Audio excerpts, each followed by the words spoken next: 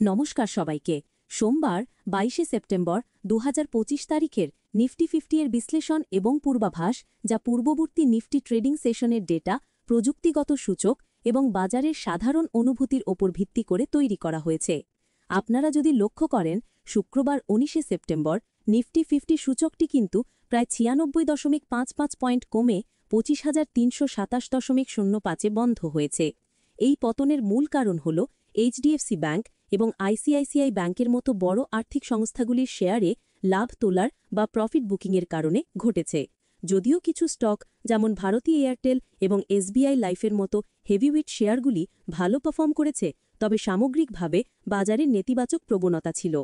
চলুন দেখা যাক কিছু গুরুত্বপূর্ণ নিফটির সাপোর্ট অ্যান্ড রেজিস্ট্যান্স জোনগুলি যথাক্রমে লক্ষ্য করলে দেখা যাচ্ছে।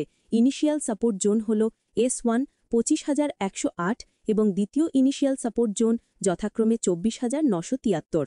আবার প্রাথমিক রেজিস্ট্যান্স জোন R1 যথাক্রমে ২৫,৫৪৬ এবং দ্বিতীয় রেজিস্ট্যান্স জোন হল ২৫,৬৮১।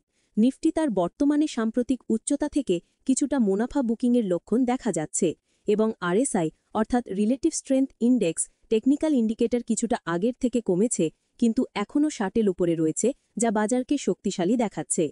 নিফটি এখনও তার প্রধান মুভিং অ্যাভারেজগুলির যথাক্রমে ৫০ ও ১০০ উপরে অবস্থান করছে, যা দীর্ঘমেয়াদী বুলিশ প্রবণতাকে সমর্থন করে। সোমবার বাজারের প্রথম দিকে একটি ফ্ল্যাট অথবা সামান্য পতন দিয়ে খোলার সম্ভাবনা রয়েছে।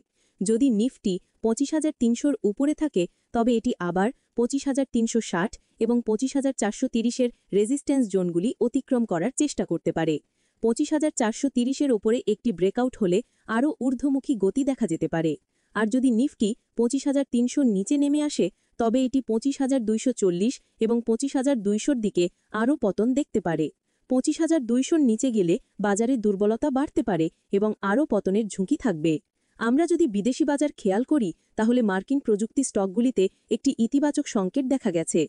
তবে বিশ্বব্যাপী অর্থনীতির ধীর গতির পূর্বাভাস এবং আন্তর্জাতিক বাজারের মিশ্র প্রবণতা বজায় আছে। এফআইআই এবং ডিআইআই এর সম্মিলিত কেনাকাটা ইঙ্গিত করে যে দীর্ঘমেয়াদী নিবেশকারীরা বাজারের বর্তমান জোনে আস্থা রেখেছেন।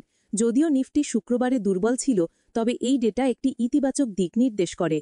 যদি সোমবার এফআইআই এবং ডিআইআই এর কেনাকাটারই প্রবণতা বজায় থাকে, তাহলে নিফটি সাপোর্ট জোন থেকে আবার উপরে উঠতে পারে। আবার যদি এফআইআইরা হঠাৎ করে বিক্রি শুরু করে, তবে তা বাজারের ওপর চাপ সৃষ্টি করতে পারে, কিন্তু ডিআইআই এর শক্তিশালী উপস্থিতি সম্ভবত সেই চাপকে কিছুটা প্রতিরোধ করার সম্ভাবনা আছে। এছাড়াও অতিরিক্ত অস্থিরতার কারণে ট্রেডারদের সতর্ক থাকতে এবং স্টপ লস ব্যবহার করে রিস্ক কমাতে পরামর্শ দেওয়া হচ্ছে।